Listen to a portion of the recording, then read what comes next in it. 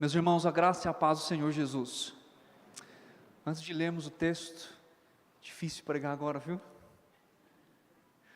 Vamos orar, louvando o nosso Deus, reconhecendo mais uma vez a sua majestade e a beleza dele e o privilégio de estarmos aqui. Senhor, nós te louvamos, nós reconhecemos a tua majestade, e ao ouvir esse cântico, esse louvor, este hino, nos fazendo retomar aquilo que no Salmo de número 8 diz o que é um homem, para que o Senhor se lembre dele. Nós te agradecemos, ó Deus, por estarmos na presença do Senhor. Nós te agradecemos por sermos recebidos pelo Senhor. Reconhecemos a tua majestade e a tua glória. Reconhecemos o caráter bondoso e fiel do Senhor. Obrigado, porque esse momento tão especial eleva a nossa alma até o Senhor.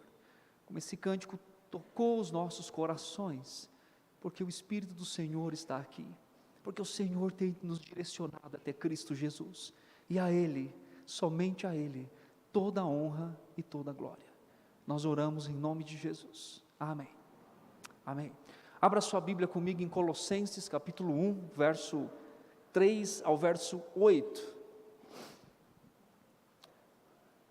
O último dia 24 de fevereiro, completou 2 meses que eu me mudei para Brasília, e isso tem tudo a ver com o tema que eu vou pregar hoje, porque o tema de hoje, baseado nesse texto, é o interesse genuíno pela fé dos santos. Paulo faz uma oração pela vida dos colossenses, e essa oração ela é dividida em 2 partes. A primeira parte é um momento de gratidão, e a segunda parte é o momento que ele vai fazer petições específicas para que aqueles irmãos cresçam no conhecimento. E o que isso tem a ver com a minha mudança? Tem a ver sobre o interesse genuíno. 2 meses que eu estou aqui. 2 perguntas que eu sempre escuto. A primeira é: vocês já se adaptaram aqui em Brasília? Essa é a primeira pergunta. Você já deve ter feito essa pergunta para mim. E a minha resposta é sim, extremamente adaptado. Parece que eu estou aqui já, parece que eu sou daqui a anos, né? Luana, eu. A segunda pergunta: já aprendeu a andar em Brasília? Continue orando por mim. E obrigado pelo interesse genuíno. Esses dias eu fui fazer uma visita junto com Luana e as crianças, lá no final da Asa Sul.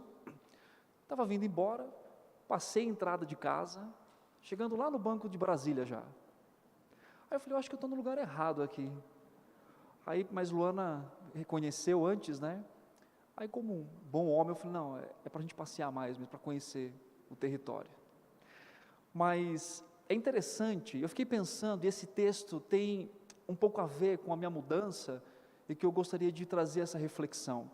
Essa primeira pergunta sobre se eu estou adaptado aqui, ela faz sentido, porque você está longe da família, vem para um outro estado, enfim, outra região. Mas como que estar na família da fé é extremamente diferente de você simplesmente mudar para uma empresa, para um trabalho, para algo relacionado a isso? Não é verdade? O encontro da família da fé, às vezes nem nos conhecemos, não sabemos ainda, né, de forma inteira sobre a vida do outro, mas o compartilhamento da fé e o interesse genuíno que nós podemos ter pelos nossos irmãos, faz com que a gente se encontre com irmãos em Cristo, que a gente viu 2, 3, 4, 5 vezes, e a conversa, a reflexão, a fala, são tão boas e profundas, porque nós compartilhamos de uma coisa comum, da nossa fé em Cristo Jesus, não é isso? E essa carta de Paulo aos Colossenses, tem um pouco a ver com isso. Por quê? Deixa eu ler o texto, e aí então nós vamos entrar em algumas aplicações aqui. O texto diz assim, versículo 3 do capítulo 1. Damos sempre graças a Deus, Pai de nosso Senhor Jesus Cristo, quando oramos por vós, desde que ouvimos da vossa fé em Cristo Jesus e do amor que tendes para com todos os santos, por causa da esperança que vos está preservada nos céus, da qual antes ouvistes pela palavra da verdade do Evangelho, que chegou até vós, como também em todo o mundo está produzindo fruto e crescendo. Tal acontece entre vós, desde o dia em que ouvistes e entendestes a graça de Deus na verdade, segundo fostes instruídos por Epáfras, nosso amado conservo, e quanto a vós outros, fiel ministro de Cristo, o qual também nos relatou do vosso amor, no Espírito. Essa igreja em Colossenses, provavelmente ela foi fundada por esse homem que Paulo cita aqui, o nome dele é Epáfras, como resultado da pregação do apóstolo Paulo em Éfeso. Nós temos, por exemplo, em Atos capítulo 19, diz assim: aconteceu que estando Apolo em Corinto, Paulo, tendo passado pelas regiões mais altas, chegou a Éfeso e achando ali alguns discípulos, versículo 10 do capítulo 19, durou isto por espaço de 2 anos, dando ensejo a que todos os habitantes da Ásia ouvissem a palavra do Senhor, tanto judeus como gregos. É interessante que mesmo Paulo não tendo fundado essa igreja, quando a gente lê aquilo que Paulo está falando a esses irmãos, soa como um cuidado paternal, sabe? De alguém que quer ver os seus filhos caminhando no caminho do Senhor. Paulo, ele tem uma figura paternal aqui, querendo corrigir os seus filhos amados, para que não andem em engano doutrinário, e não somente corrigindo, mas elogiando e louvando a Deus pela fé daqueles irmãos. Algumas expressões no texto como, dou graças ao meu Deus, me regozijo nos sofrimentos por vós, quão grande luta venho mantendo por vós. Mas sabe uma coisa interessante? Paulo nunca havia visto a face desses irmãos. Paulo expressa um amor intenso e inteiro por esses irmãos, sem sequer ter olhado no rosto deles. Isso é fantástico na carta. A pessoalidade, o interesse genuíno que o apóstolo Paulo tem. Talvez isso para a gente hoje seria mais fácil. Se a gente não conhece alguém lá do outro lado do mundo, a gente faz o quê? Faz uma chamada do WhatsApp, tira uma foto, manda uma imagem. Hoje existem mais elementos que nos ajudam a conectar com pessoas que estão distantes, não é verdade? Mas naquela época não era assim. As informações eram recebidas por irmãos que faziam viagens de um lado para o outro, levando, como o próprio Epáfras, e também por cartas, como o apóstolo Paulo escreve. Agora, Paulo demonstra um interesse genuíno por aquela igreja, sem sequer ter olhado no rosto daqueles irmãos. Paulo escreve uma carta a partir do relato desse irmão, que foi até Paulo, chamado Epáfras. Provavelmente, a igreja então aqui começa a lidar com problemas doutrinários, a igreja começa a lidar com questões de filosofias, de judaísmo, aquilo que nós chamamos de proto-gnosticismo. Não era ainda um gnosticismo completamente desenvolvido, porque ele passa a se desenvolver a partir do século II, mas no núcleo desse ensinamento estava a esfera judaica, do judaísmo, como por exemplo, o legalismo, você tem que crer em Cristo, mas fazer mais alguma coisa, e tinham outros elementos que compunham essa heresia, e tudo que Paulo escreve está relacionado com o combate com isso também. Paulo enfatiza na carta, muitas vezes, o conhecimento de Cristo, ou conhecimento em Cristo. Aquela heresia que eles estavam ali vivendo, naquele contexto daquela igreja, também pregava muitas vezes que o conhecimento pleno, para se alcançar a salvação, estava relacionado simplesmente a um grupo pequeno, seleto, chamado de pneumáticos. Difícil essa palavra, não é? Pneumáticos. É o que? Alguém que tem um conhecimento elevado, e por esse conhecimento elevado, ele pode chegar à salvação. Por isso que Paulo usa várias vezes a expressão pleno conhecimento em Cristo. Por isso que Paulo ora pelos seus irmãos, dizendo conhecimento pleno, entendendo que somente em Cristo nós podemos alcançar a salvação. Agora, sabe uma coisa interessante? Isso se conecta muito com a nossa cultura, isso que está acontecendo aqui em Colossenses. Perceba muito bem que essa heresia e esse falso ensino não está relacionado com abandone o seu Deus, abandone a fé em Jesus Cristo, e aí então cultue um outro Deus. O apelo sedutor dessa doutrina são as múltiplas lealdades. Continue com o seu Deus, não tire Cristo daí, mas ele não precisa ser o centro, você pode fazer alguma coisa também. A múltipla lealdade é o que nos chama muitas vezes hoje. É difícil talvez alguém chegar na universidade, alguém chegar lá na sua vizinhança, alguém chegar aqui e dizer assim, como em alguns países, abandone sua fé em Cristo. Mas isso não significa que nós não vivemos seduções diárias de ter múltiplas lealdades com relação ao nosso coração. Então essa heresia, como todas as outras, muito perigosa, porque dizia, não tire Cristo, mas também ele não precisa ser exclusivo. E aí Paulo então escreve a carta, centralizando, colocando Cristo no lugar que Ele deve estar, na nossa vida, no nosso ensino, na nossa adoração, na nossa vivência, estar no centro, ter a centralidade da nossa vida. E o trecho que nós lemos aqui, Paulo então, antes de começar efetivamente a instruir esses irmãos, e aqui claro, há instrução, mas Paulo começa então a agradecer a Deus pela vida deles, e aqui há um interesse genuíno de Paulo pela fé daqueles irmãos. Agora sabe uma coisa interessante?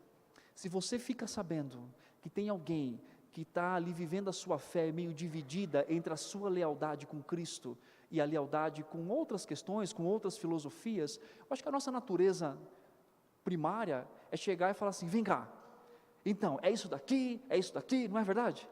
Logo nós queremos corrigir, nós queremos redarguir, nós queremos admoestar, mas Paulo faz uma coisa que nos ensina profundamente aqui, ele sabe da fraqueza daqueles irmãos, ele sabe dos problemas que estavam rondando o ensino, o coração, a adoração, mas sabe o que Paulo faz primeiro, antes de chamar a atenção desses irmãos?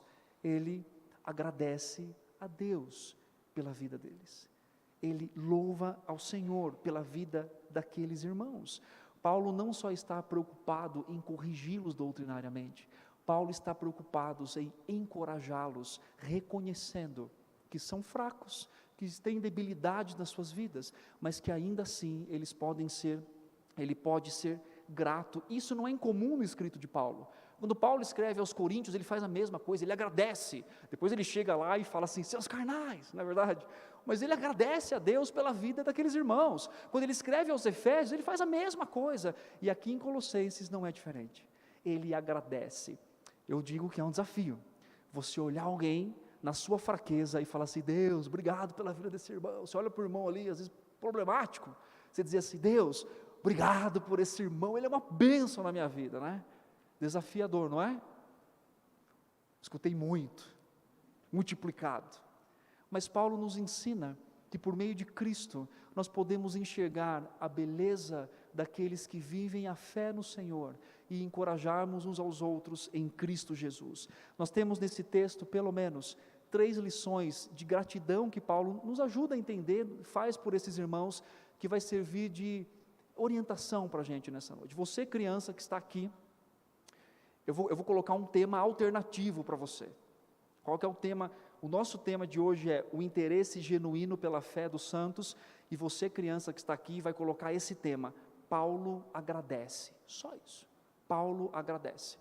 3 palavrinhas para você colocar depois, Paulo agradece, 3 expressões, pela fé, anota aí crianças, Paulo agradece pela fé daqueles irmãos, Paulo agradece também pelo Evangelho, ou pela palavra de Deus, anota aí, e a terceira lição que você deve anotar, criança, é que Paulo agradece pela fidelidade daqueles irmãos e também de Epáfras, e nós vamos caminhar aqui exatamente por esse tema, o interesse genuíno pela fé dos santos, e aqui Paulo faz uma oração de gratidão. A primeira, Paulo demonstra interesse genuíno pela fé dos eleitos, agradecendo pela expressão da tríade cristã na vida dos colossenses. Volta para o texto e olha o que o texto diz, está dizendo assim, damos sempre graças a Deus, Pai de nosso Senhor Jesus Cristo, quando oramos por vós. Paulo diz que agradece pela fé, não é isso? Desde que ouvimos da vossa fé. Depois Paulo diz, em Cristo Jesus, o alvo, né? E do amor que tendes para com todos os santos, por causa da esperança.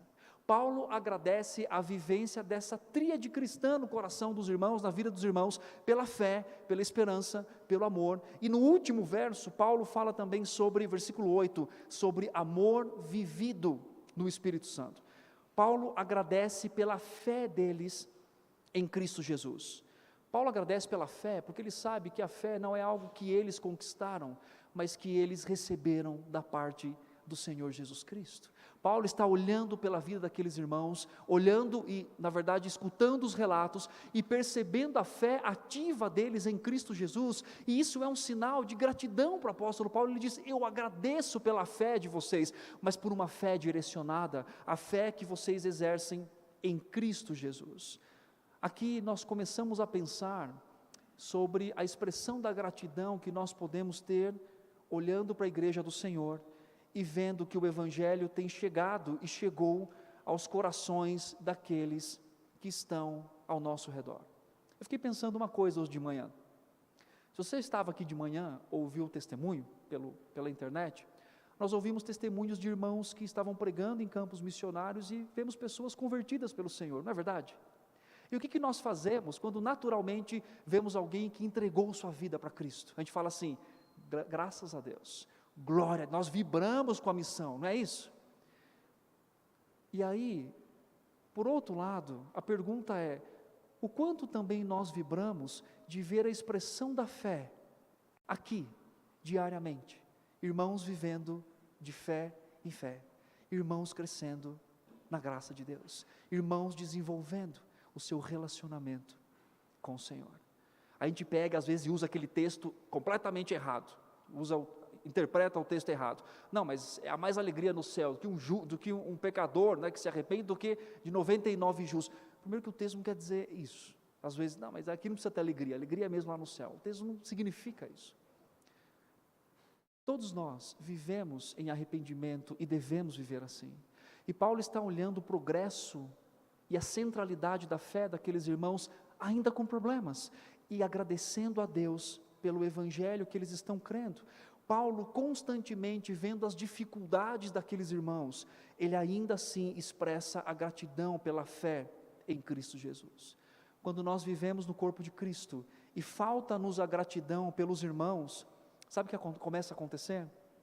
A gente começa a exaltar as falhas, os defeitos, os problemas. Cantou? Desafinou, eu escutei. Não desafinou, tá? Eu não entendo. A gente começa às vezes a reclamar dos nossos irmãos. A gente começa às vezes a sempre encontrar um problema. E não que questões não haja problema, não tenha crescimento, mas sabe, tudo se torna um motivo às vezes de falar, pela falta de gratidão. Paulo poderia ter começado essa carta dizendo assim: olha, eu não conheço vocês pessoalmente, mas olha, conheço Epáfras, não acredito que vocês estão fazendo isso, não acredito. Mas não, ele agradece a Deus, porque eles estavam crendo, a fé deles em Jesus Cristo. Quando temos um coração grato pela vida dos nossos irmãos, nós não exaltamos as falhas, nós lidamos com as falhas biblicamente, como Paulo faz aqui, e nós reconhecemos o caminhar em unidade da igreja do Senhor. A gratidão também serve como um encorajamento. Imagina aquela igreja, quando abre a carta e fala: Paulo mandou uma carta para vocês, e Paulo vai descer o braço aqui. Paulo começa: eu agradeço a Deus pela vida de vocês. A gratidão pela fé dos nossos irmãos é um elemento de motivá-los a cada vez mais crescer em Cristo Jesus. Não só por aqueles que são salvos e que confessam Cristo em momentos como nós vimos aqui hoje, mas aqueles que estão vivendo diariamente, centralizados a sua fé em Cristo. Paulo também agradece pela expressão viva da fé deles. Qual que é a expressão da fé? O amor por todos os santos. Paulo une duas coisas importantes aqui: a fé e a expressão dessa fé. Qual a expressão dessa fé? O amor prático. Paulo agradece porque enxerga que a fé deles estava redundando em prática amorosa. E na verdade isso é uma das falas mais eloquentes da nossa vida cristã. Inclusive João nos lembra de algo importante. O apóstolo João 13:35 diz assim: nisto conhecerão todos que sois meus discípulos, se tiverdes o quê? Amor uns pelos outros. Nós devemos zelar pela boa palavra, pela boa pregação, pela boa doutrina. Mas Paulo está fazendo a gente pensar algo interessante, que além da boa doutrina, algo tem que ser vivo no nosso ser: o amor que nós expressamos pelos nossos irmãos. Paulo agradece porque eles estão amando os santos, e uma das formas mais eloquentes, a fala eloquente da vida cristã, é a prática verdadeira do amor que nós temos uns pelos outros. Nós, além do desafio de amar, de viver em amor, também devemos ser gratos a Deus quando enxergamos a expressão desse amor na vida da igreja. Quando nós ouvimos os testemunhos, quando nós ouvimos aqui o que a igreja faz com relação à ajuda social, à pregação do Evangelho, nós devemos dizer graças a Deus por isso, pela expressão do amor ativo, constante, na vida da igreja. Nós devemos ser gratos quando vemos a nossa igreja engajada em servir ao próximo, quando vemos irmãos servindo ao próximo, quando vemos grupos, as sociedades internas servindo uns aos outros. Isso é expressão e motivo de gratidão para o nosso coração. Paulo também agradece pela motivação do coração deles, a esperança da eternidade. O texto diz assim, olhem comigo por favor, versículo 5, por causa da esperança. Paulo diz aqui que eles perseveravam na fé e no amor, e o motivo dessa expressão profunda deles é porque as suas motivações estava ancorada naquilo que estava reservado para eles. Paulo diz que eles se movimentavam porque a esperança deles era uma esperança além desse mundo. A esperança cristã é algo que nos motiva a caminhar firmes no Senhor. Não é um mero pensamento positivista de que tudo vai dar certo. É um pensamento real de que a esperança não só está guardada para nós, mas ela está disponível, não na sua plenitude agora, mas pelo meio da ação do Espírito Santo, nós podemos experimentar a esperança que move o nosso coração para enxergar a eternidade. Paulo reconhece que essa esperança motiva o coração daqueles irmãos e que isso é real para eles e agradece porque eles estão vivendo a esperança. Mas Paulo diz uma coisa importante, que tal esperança não é promovida simplesmente, como eu disse, por um pensamento positivo, mas pelo Evangelho de Cristo, que aponta o nosso coração para o lugar correto. Paulo demonstra interesse genuíno por aqueles irmãos, agradecendo pela manifestação da tríade cristã na vida deles, a fé, a esperança e o amor.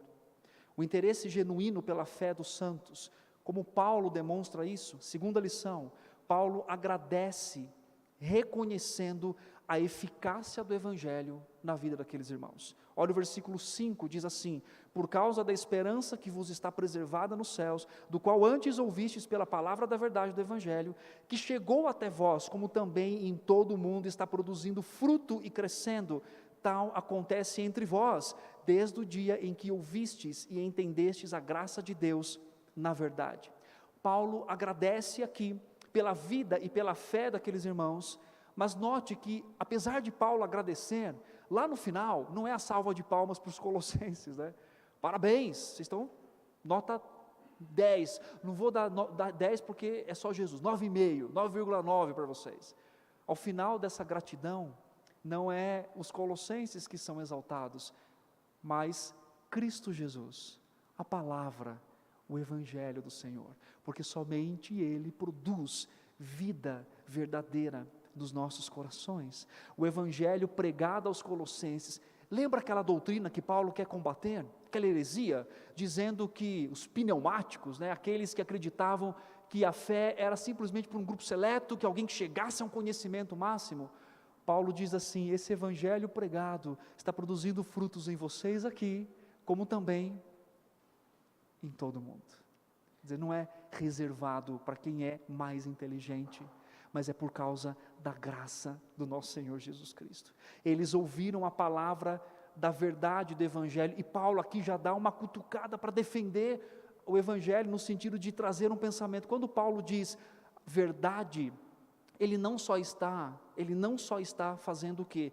Qualificando o Evangelho aqui como verdade. A palavra que ele usa é um substantivo. Paulo está dizendo que a palavra é a verdade.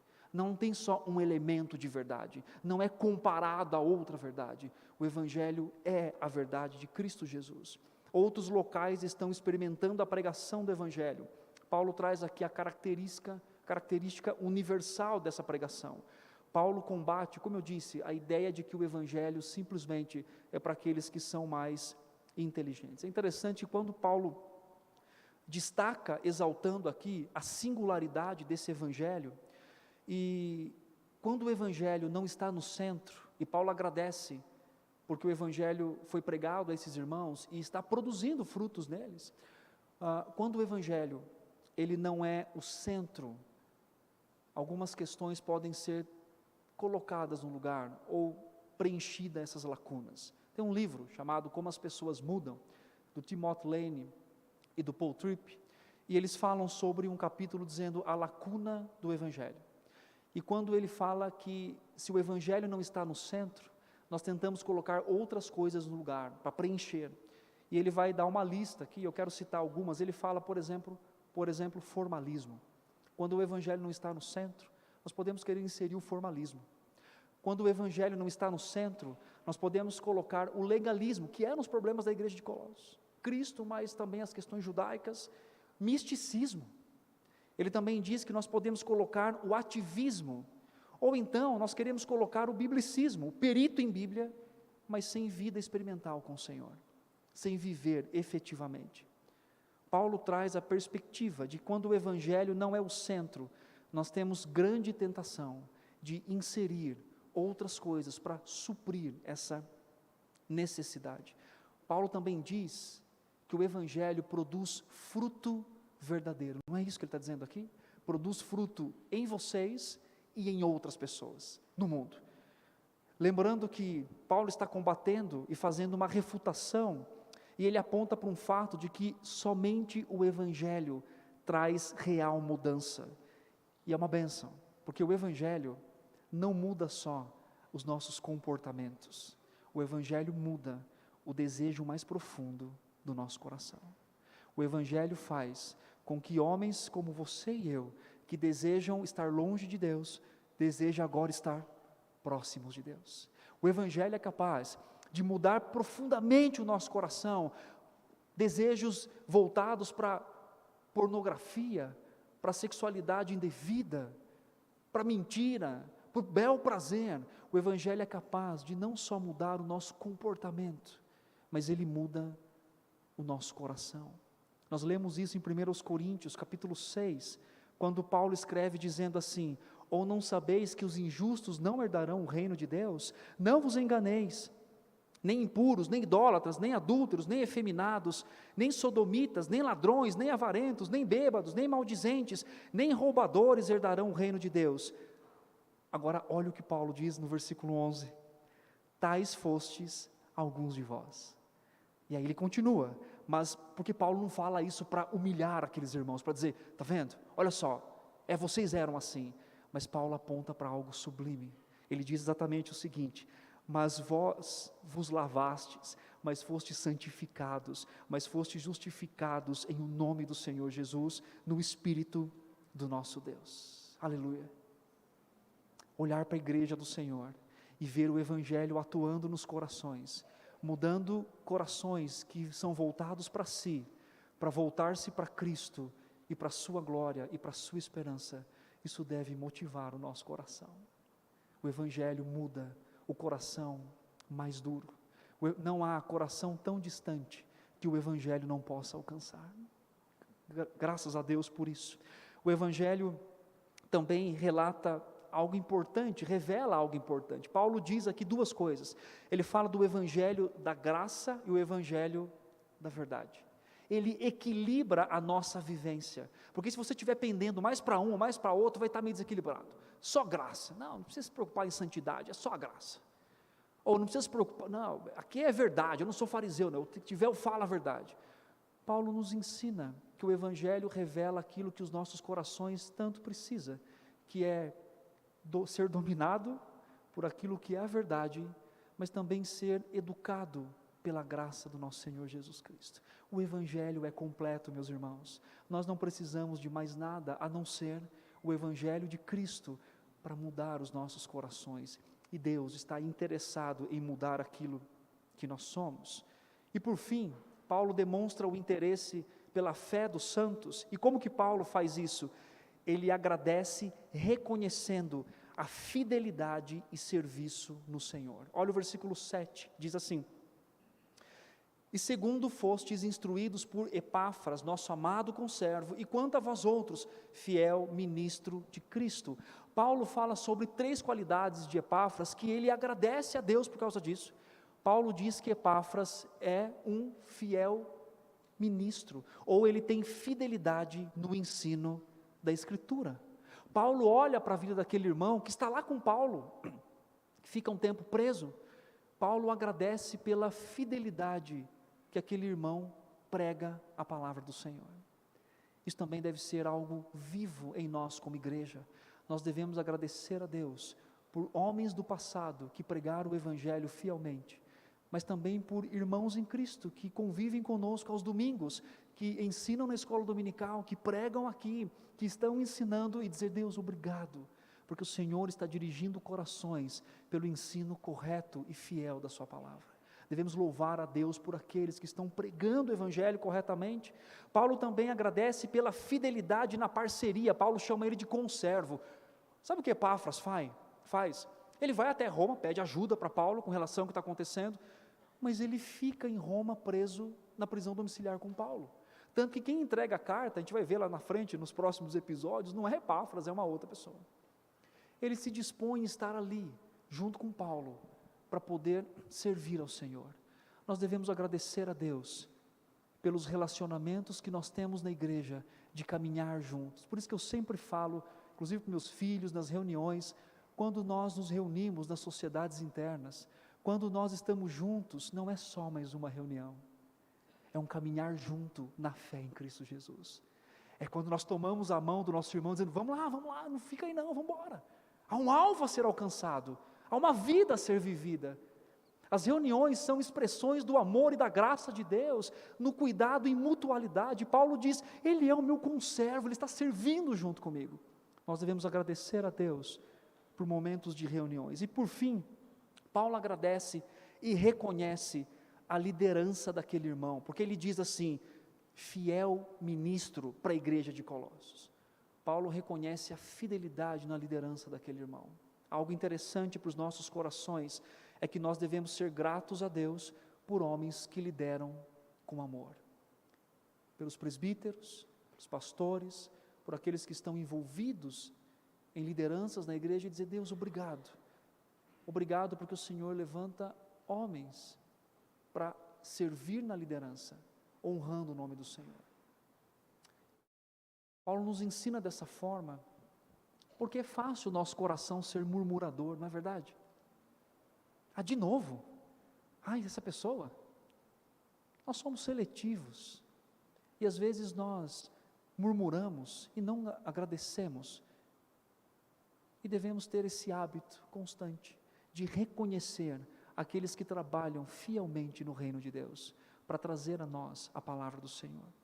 Para concluir, eu quero dar algumas lições importantes. Primeiro, esse tipo de atitude de agradecimento deve ser visto no dia a dia da igreja, no nosso dia a dia, como momento de encorajamento. Agradeça a Deus pela fé dessa pessoa que está aqui ao seu lado agora. Louve o nome do Senhor dizendo: obrigado, porque há alguém sentado aqui do meu lado, que ouviu o Evangelho, que crê no Evangelho, e que está aqui servindo a Deus comigo. Louvado seja o nome do Senhor. Mas agradeça não só por aqueles que são de um fácil trato, agradeça por aqueles também que são meio complicados, não é verdade?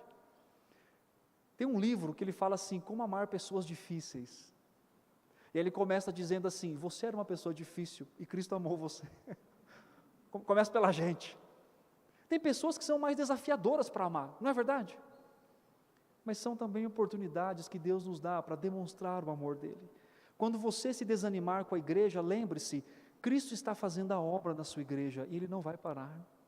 Continue firme, vendo a beleza da expressão da fé. Devemos orar e zelar pela vida dos nossos líderes, presbíteros, pastores, todos aqueles que dispõem sua vida para ensinar e liderar, devem ser alvos da nossa oração. E por fim, Paulo consegue agradecer, mesmo vendo problemas no corpo de Cristo. Nós vamos participar da mesa do Senhor. E dessa mesa, Aqui vão participar talvez pessoas mais maduras, talvez pessoas menos maduras. Mas a beleza da nossa fé em Cristo e do que Ele faz por nós é que nele nós somos um. Nele nós permaneceremos como um. E isso é a beleza de olhar para o corpo e ver que temos um Senhor, um só Senhor, e poder conviver com irmãos que estão talvez um pouco mais adiante ou um pouco mais atrás de nós, mas tendo o mesmo alvo, que é o nosso Senhor Jesus Cristo. Ao participar da mesa do Senhor, louve a Deus pela vida de Cristo. Ao participar da mesa do Senhor, louve a Deus pela vida do santo que está aí do seu lado, e tenha um interesse genuíno por ele, dizendo: Deus, obrigado, porque eu não estou sozinho na mesa do Senhor, eu estou com os meus irmãos. Que Deus nos ajude a viver assim, pela sua graça e o seu amor.